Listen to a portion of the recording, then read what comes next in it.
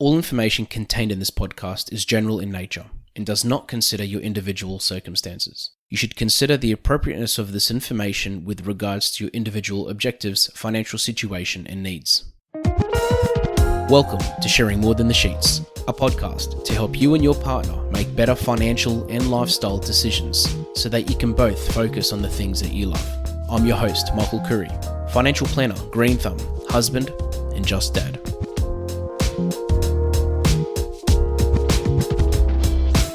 Living your passion is something that we hear about all the time, and it's normally a lot easier said than done. Today I have with us Keith Abraham, who I'm so excited to be talking to, who for over 25 years has been researching, working, and coaching high-performance achievers. He's worked in 34 industries, 250 companies, over 29 different countries. Any decent event that I've ever attended features Keith Abraham. So it's such a pleasure to have him here with me today to talk about this particular topic. Keith, thank you so much for being here. Thanks, Michael. It's a great delight to be part of your podcast. I'm honoured and thrilled to be able to contribute to what you're doing. And as lovely as an introduction, I know the work that you're doing, mate, has been exceptional around helping your clients find what's important, what matters, and what makes a difference to them financially and, of course, personally. So, great to be with you. Yeah, no, thank you. It's a pleasure. And you know, when I thought about this topic, passions, dreams. I mean, as an advisor, we talk to clients about this topic all the time. And I'd probably say 20% of the time, somebody knows exactly what they want. They know their passion. They've got this clear goal. They know exactly what they want to do. But 80% of the time, it's not that clear. And there's always, you know, this vagueness or this indecisiveness sometimes about, I don't really know what my passion is or what it is. Or if they do know what it is, they have no idea what steps they need to take to achieve it. And I know a lot of it I assume a lot of it has to do with mindset. And I know this is one of your biggest topics, talking about mindset. And, so I'd love to know where someone should start and the different steps or points that somebody should consider in these things.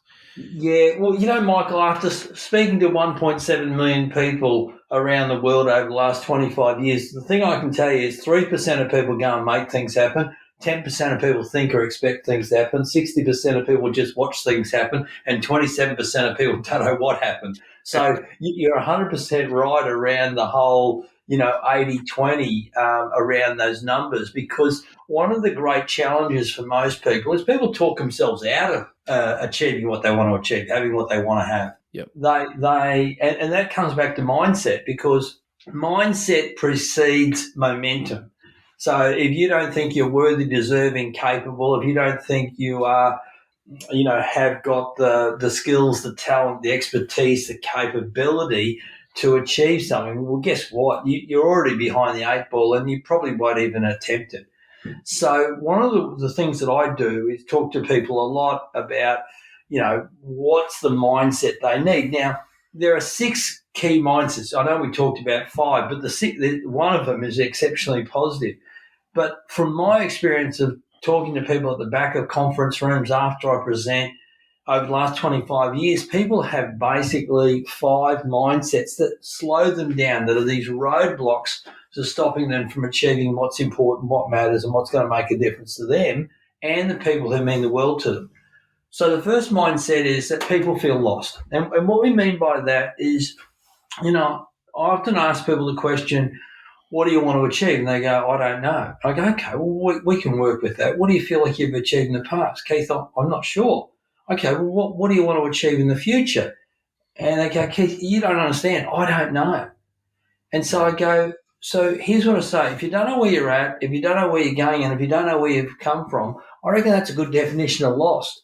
So the first mindset that most people struggle with is they just feel lost in their life or in their career or in their relationship. The second is people get frustrated. Well, what does that really mean? I ask people, well, so what do you want to achieve? And they go, I don't know. But you know what I do know, Keith? It's not this. It's not this set of financial circumstance, not this level of health. It's not the relationship I have with my partner or my kids. It's not the career I'm in. And so they're frustrated because they don't know what they want, but they definitely know what they don't want. the third is, of course, people feel confused. And what we mean by confused is they actually know what they want, but they don't know how to get there. So I have a picture, I have a vision of what I'm trying to achieve in the future, but I don't know what I need to do to move myself from point A to point B in the future. What skill, talent, I need to have to be able to move myself forward. And then, of course, there are people who are unclear. And what we mean by unclear is that they have multiple opportunities.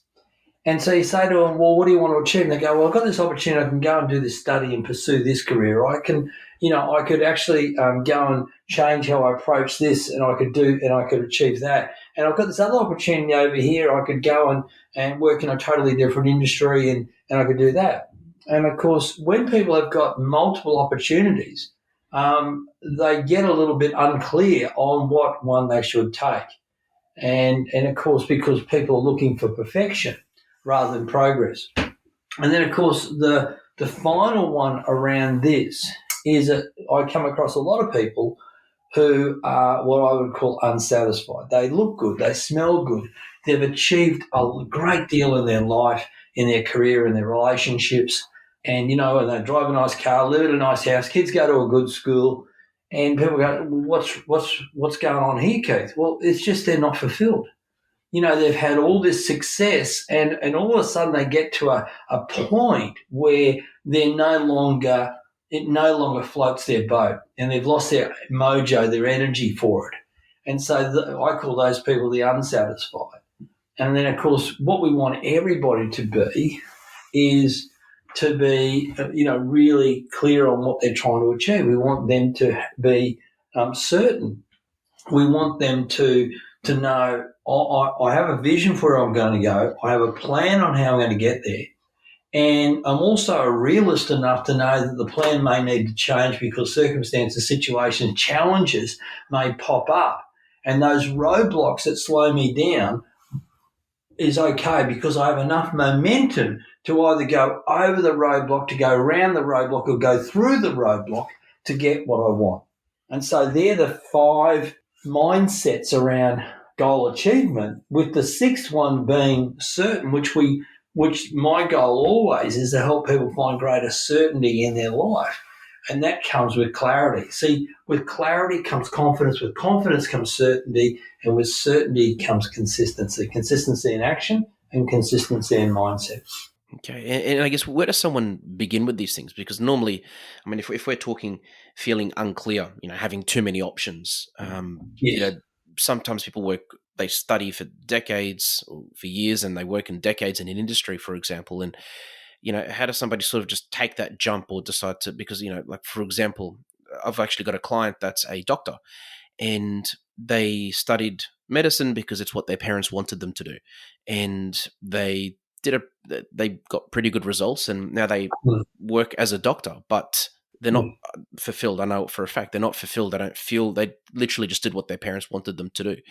How does somebody do they just throw all those years away and just sort of go and do something completely different? Or, I know there isn't one answer, but I mean, from a mindset perspective, what path should that person be? Yeah, so the solution for each of these ones, and let me just give you the quick solution. If you feel a bit lost, the solution is make a decision.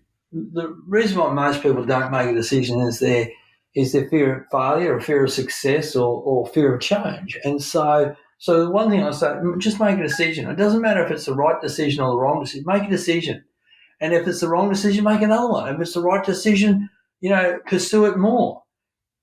So if you're a little bit in that situation where you feel a bit lost, that's what you need to do. Just make a decision to move. And you don't need to create a superhighway, Michael. You just need to know the next step, and then the next step, and the next step. If you're a bit frustrated, that's totally understandable.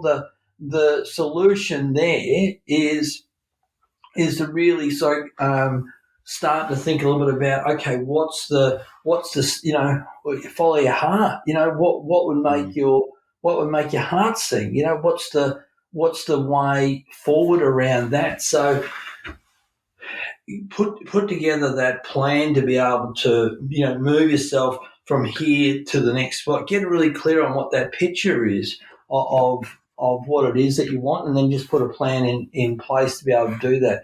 If you're a little bit confused, then the key there is, create that plan. Create the plan that you want, but create it with someone. Design a plan, Michael, with someone who is going to act as a mentor, is going to almost act like a 4-year-old and keep on asking the question why. When you say, well, I want to pursue this, great. So why do you want to do that? And so to dig down a little bit as you get really clear on what it is. If you're a little bit, as you said, if you're a little bit unsatisfied, then the real key around being unsatisfied is you've achieved so much in your life that what you're now looking at is legacy. Is how do I create a legacy that's bigger than me, outside of me, lives on after me as part of that process? And come back to your, the comment you said around, a little around, what if I'm a little bit unclear? I studied to be a doctor and now I've realised that I'm not fulfilled in it. And so there's two things there. You can either go and pursue your passion and generate an income from it, or you can go and create, generate an income so you can go and pursue your passion. Now, from my experience, for a lot of people, it's neither either. They exist and they endure, they don't enjoy. And so for someone who goes, wow, like I've spent all this time, all this energy, all this money in doing it, and you sort of go, well, okay, but you're going to have to do it for the next 40 years. Why be miserable for the next 40 years? Yep. Unless it is the vehicle that's the cash cow, so you can go and climb a mountain or be a property developer or make sure you got every Wednesday afternoon off to go and watch your kids play sport or whatever it might be. But often people find that, I've spent all this money in getting this degree, I better do something about it. No, if it doesn't going to float your boat, geez, won't be miserable for a long, long time. Does that all make sense? Oh, so much. And you actually wrote a book about procrastinating called Focus. And Yeah. I think sometimes if somebody does know what they want to do, sometimes it is a matter of procrastinating. Because, one big example is, even this podcast show, like when I was planning it out, I organized first 12 topics, I bought a microphone, I got like all this stuff done, found a producer, etc., and everything was still ready to go, and I was still just sitting around making up excuses, not too scared to start, basically. Yeah. And if you could sort of touch on the procrastination side of things, because I know that's, Yeah. I don't know the stat, but I think it's one of the biggest. Robber. Sorry, Michael. I was just about to say what you're saying. Go for it. Yeah. Procrastination is the greatest robber of self-confidence and self-esteem. If you know in your heart of hearts that you need to do something and you don't do it, it eats away at you. And so what's the greatest enhancer of self-confidence is self-discipline to take the first step and to make progress. So you're not looking for perfection, we're looking for progress. And so often why people procrastinate is they're looking for perfection. And I love this quote, a good plan started today is better than a perfect plan started tomorrow. Your goal is not to get it right. Your goal is to get it going. Then you can get it right. And so the thing I say to people is if you want to beat procrastination forever, forget about finishing whatever you're working on and focus on just taking the first step. Because the day you take the first step, you have beaten procrastination because you're moving forward. And then you're more inclined to take the next step and the next step and the next step. For some people, what they're looking for is perfection, and hence they're getting ready to get ready, and they never quite, take that first step. However, when you do take the first step, things unfold in front of you, opportunities present themselves in front of you, and if people can get their head around taking that first step, then procrastination is not an issue with them at all.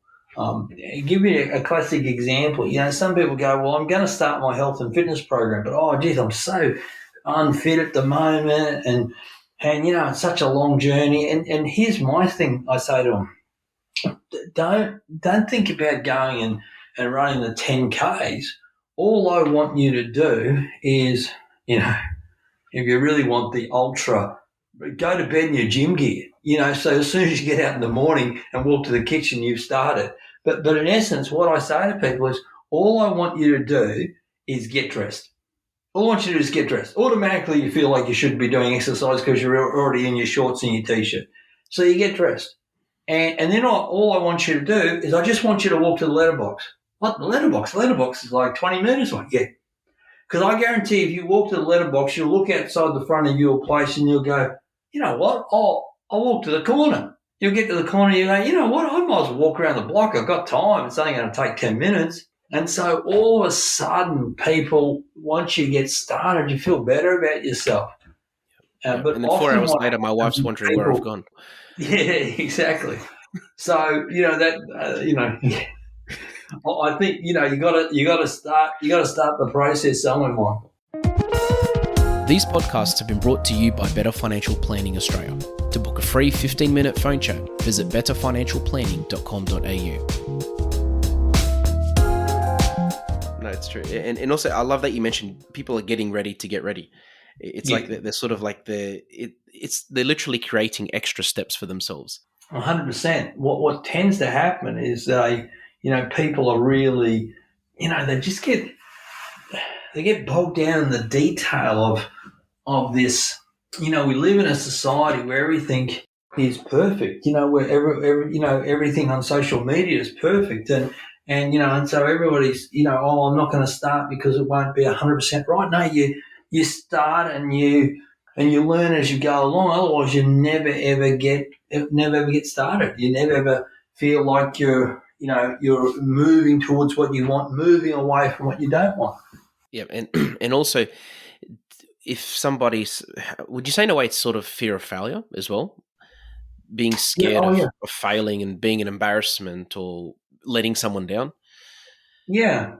Well, I think, that letting someone down can work for you, Michael, because, if we talk about exercise again, it's far easier to cop out on yourself than to cop out to someone else. Yep. So, if you make a commitment to someone, I'll meet you in the park at 6 a.m. and we'll go for a 4K walk, I want to turn up because I don't want to let Mary or John down or whatever it might be.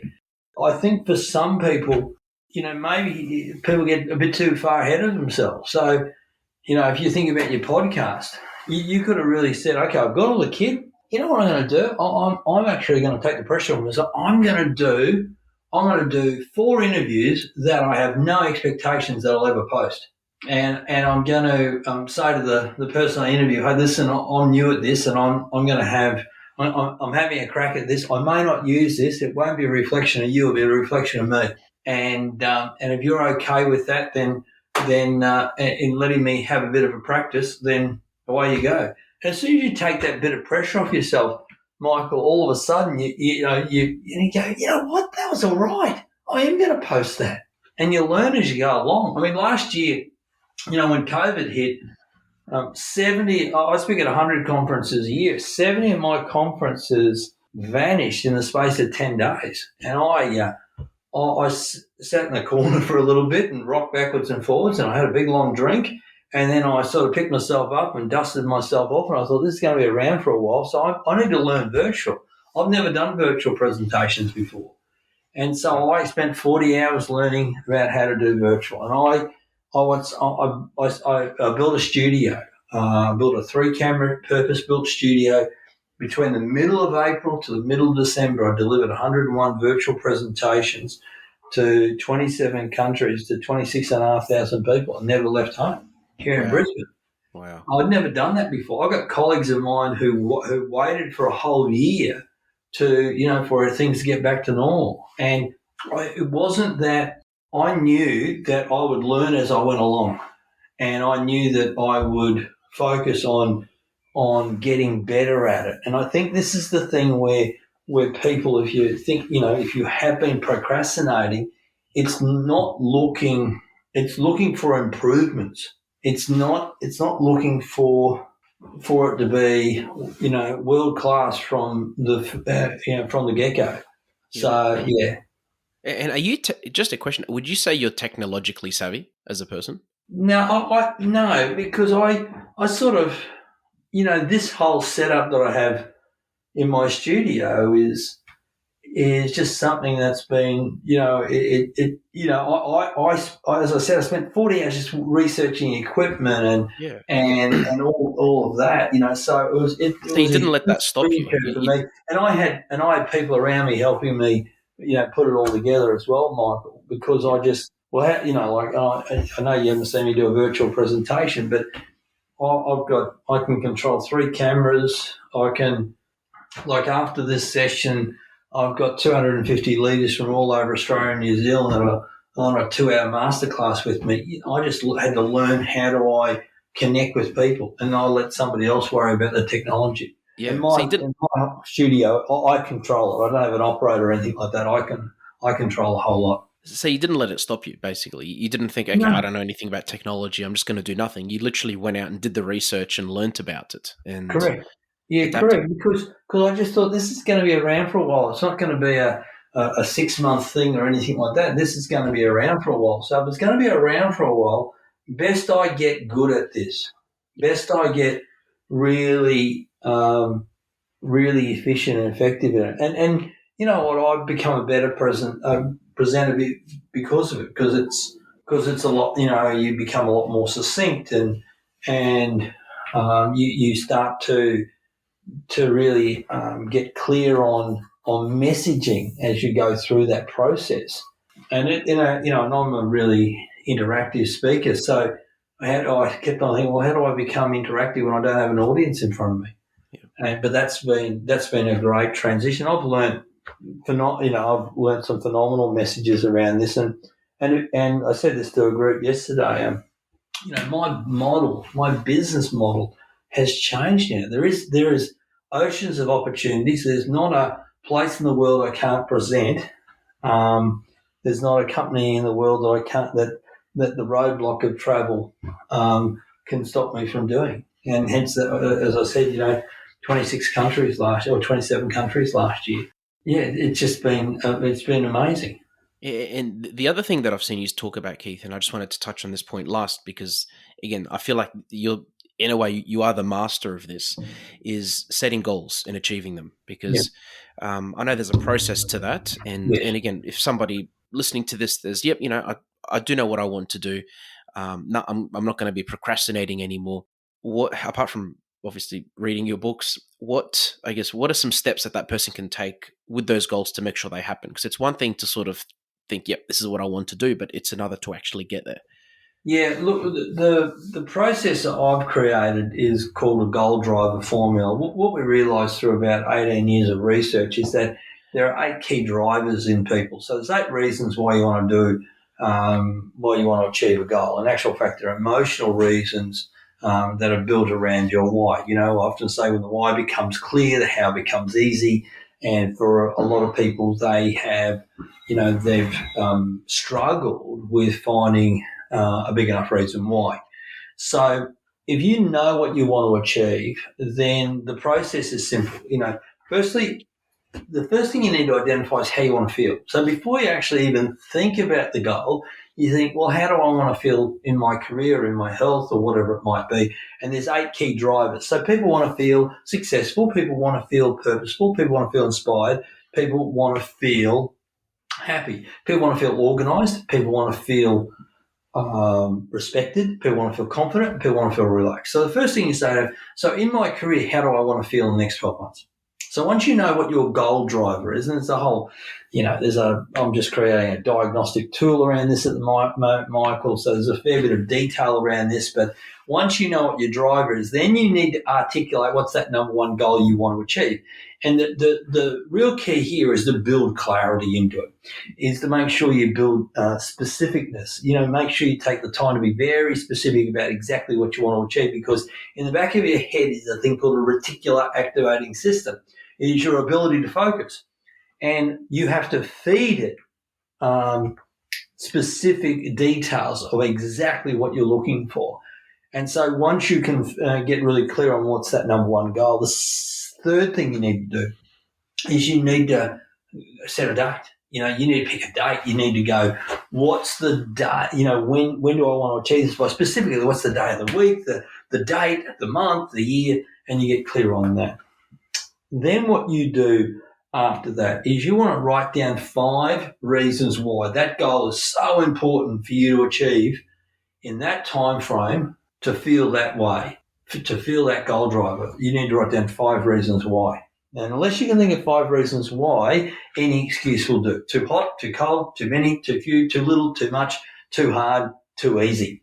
And so once you have done that, then what you need to do is you need to be pretty open and honest with yourself. And you need to say, okay, for me to achieve that moving forward, I have to change.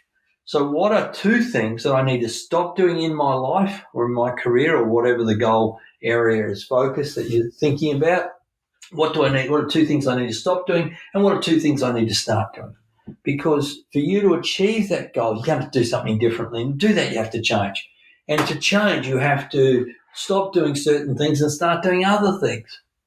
And then once you've done that, then I would say to you that you then map out the first 30 days. And you sort of go, okay, what do I need to do this week? What do I need to do this week to get it started? Starting's always, this mathematically doesn't work out, but starting, taking that first step, the job's half done.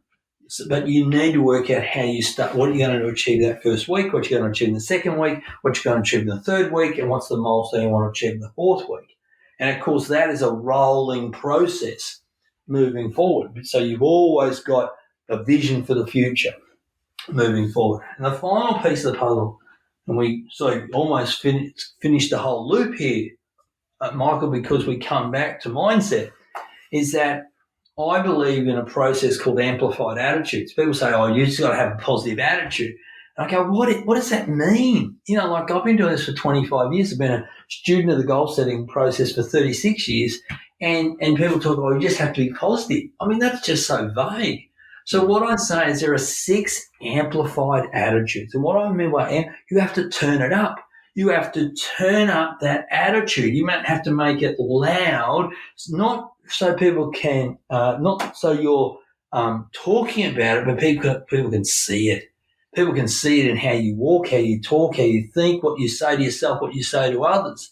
And so those 6 amplified attitudes are, what would happen in your life if you were tenacious? What would happen in your life if you were courageous? What would happen in your life with every cell in your body from the top of your head to the soles of your feet that you were empowered? What would happen in your life if you had great self-love? So if you were no longer your harshest critic, if you were no longer your worst enemy, if you were now your greatest coach and the best cheerleader for you, how would you turn up? How would you walk? How would you talk? How would you think? What would you say to yourself and what would you say to others? How would you turn up if you were grateful? You were grateful for all the struggles that you've had in your life. You were grateful for all the challenges, the roadblocks that have been put in front of you. You were grateful. See, I just think, Michael, it's really easy to be grateful and everything's great, but that's not life.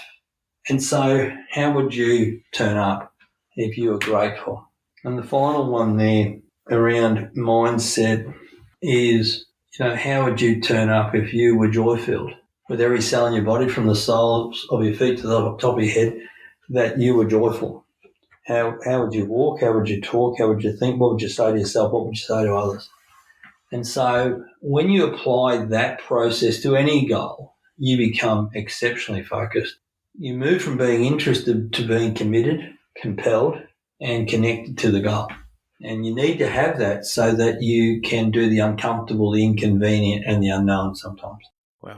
Keith, that's amazing. I think we'll leave it at that because I think that's literally the best point to finish off with, because I think, it's, if somebody wanted to purchase a copy of your book, I'm assuming visiting your website, keithabraham.com. I think there's 2 things, Michael. One is you can go to my website, which is keithabraham.com, and all of my books there so people can purchase them. But, in essence, go to my website and sign up to my blog. I mean, every week I do a blog. It's a video blog. It's something that it's a bit of inspiration, information, some insight, some ideas, and about how you can achieve what's important, what matters, and what makes a difference to you. And sometimes they're 2 minutes, sometimes they're 5 minutes, and we send that out every Wednesday. So, Wow. and that's for free. So there are also a number of free resources and articles and tools and goal setting tools on the website as well. So if you're listening to this and anything I've said today has made sense to you, then go to keithabraham.com, sign up for my blog, and check out all the resources there. And if you want to make an investment in yourself, then buy one of the books, and we'll ship it off to you. Yeah, no, thank you, Keith. And I could vouch for, again, I've read two of your books, Focus and Living Your Passion, and all I can say is it's made a massive difference in my life. So it's an absolute pleasure to have you here today. Thank you so much. One last thing is with all my episodes, I like to finish off with a dad joke. I'm getting worse at them as we move on episode by episode, but how do you organize a space party? I don't know. How do you organise a space party? You plan it. You plan it. Oh, very good. Very, very good, Michael. That's not too bad. It's not too bad. It made me laugh. That's all good. There are worse. There are worse ones. Thank you so much, Keith. Thanks, buddy. Great chatting with you. I look forward to talking to you real soon. Pleasure. Thank you. Thanks for joining us on Sharing More Than the Sheets. Please make sure you subscribe to be updated with future episode releases, and feel free to share this episode with any friends or family that you think it might benefit. Please visit us at sharingmorethanthesheets.com.au to submit questions or requests for future podcast topics. These podcasts have been brought to you by Better Financial Planning Australia. To book a 15-minute phone chat, visit betterfinancialplanning.com.au.